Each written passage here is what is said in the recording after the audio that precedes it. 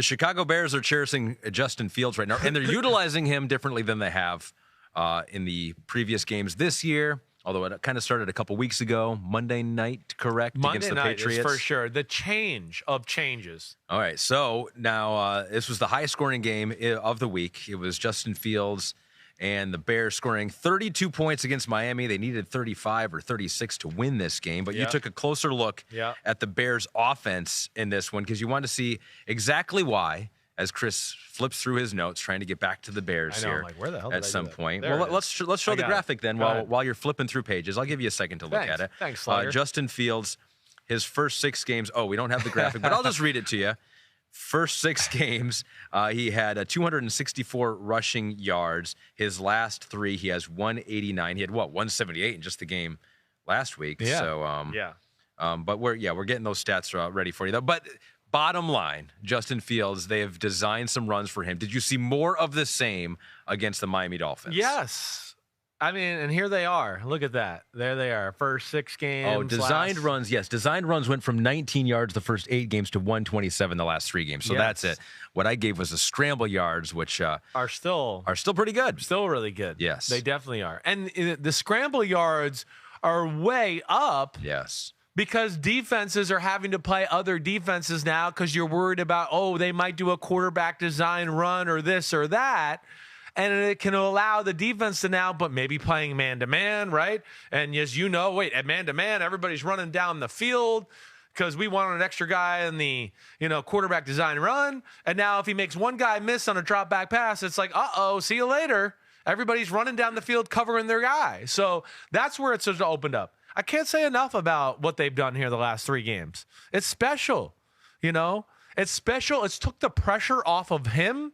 It's made their team better. You could tell they have confidence. He's got confidence. And they're how do I want to say it? Putting things together, tying them together. I think you saw my notes where I just wrote okay, we start the game out. It's a sprint out. Second play, it's, fake the read option, little play action pass. They tie it all together, right? Next play, fake that same little read option run, and they throw a screen pass, right? So there's rhymes and reasons to what they're doing, let alone, like we always talk about, they have found something to go, whoa, this is elite. We're good at it. And when you do elite great stuff, defenses then have to go, whoa, we got to change because they're going to kill us all game long if we don't play this defense or that defense or this defense. And that's where it's changed. I don't know what took so long, but good job finally getting to it, and it's made them a better team. He is a very, very, very good running quarterback in the NFL. Where does he rank among all the running quarterbacks that we have in the NFL right now? Oh, he's the best running quarterback in football now. As a runner. If you gave me, listen, we're talking about Lamar Jackson here. You just put him ahead of Lamar. I'm going to put him in front of Lamar right now. Yeah. Yeah, I am.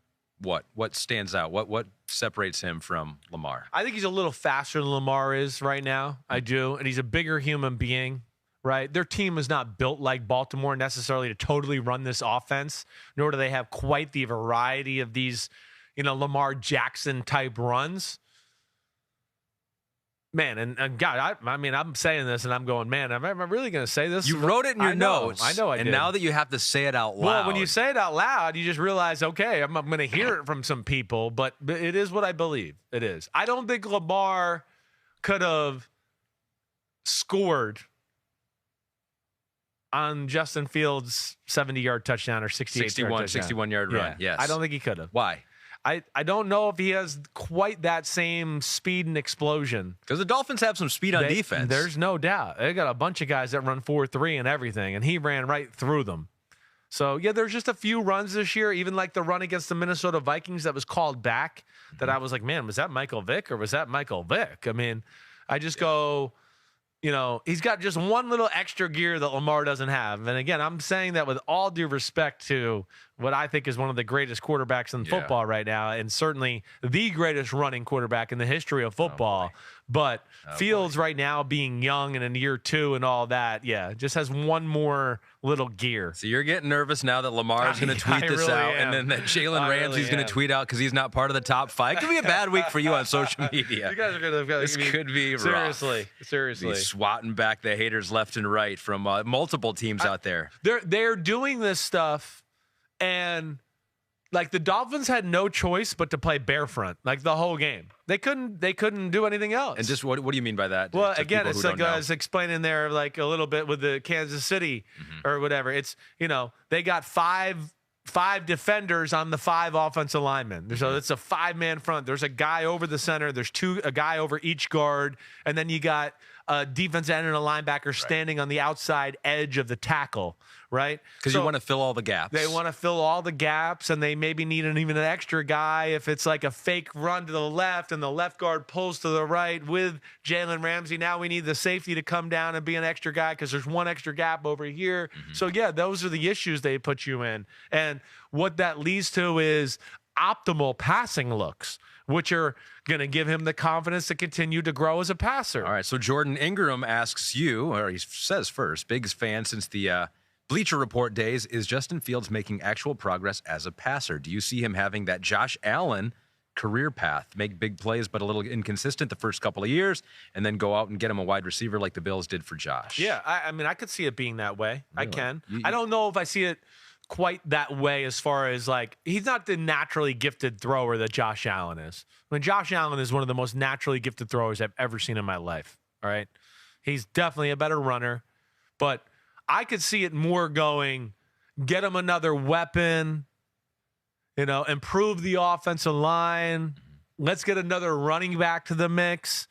And more of a mix of the Lamar Jackson-ish type of offense and that type of development than maybe the Josh Allen. But I understand the point, and I think it's a good question by Jordan Ingram. And, yeah, he's, good. They have a variety of design QB runs. Yep. They have good traditional run. They tie it together. They got the bootlegs. That's all you need with this guy. Then you add in the drop back pass game where he still needs work, but his scrambling off that is amazing.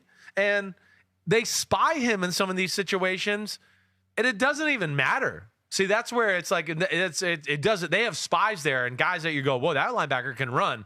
Whoop, he turned the corner on him. Oh, he turned the corner on him again. Oh, he was going to run left and spun around, and the spy was there to the left, but now he stopped and ran right, and he's gone. See a spy.